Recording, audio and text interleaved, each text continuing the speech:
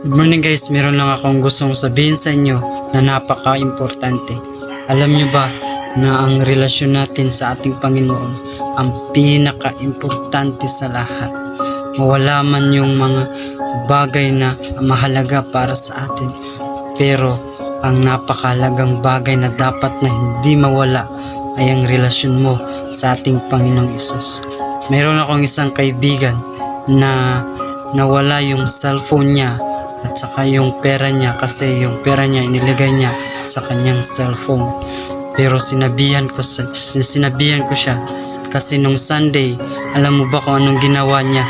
Pumunta siya sa church at nagkita kami, sabay kami pumunta sa church, at sinabihan ko siya na kahit mawala ang lahat sa iyo, kahit mawala yung cellphone mo, pera mo, lahat, yung boyfriend mo, girlfriend mo, pero kailangan hindi mawala yung relasyon mo sa ating Panginoon, kasi ang relasyon natin sa Panginoon ang pinakamahalaga, pinaka-importante sa lahat.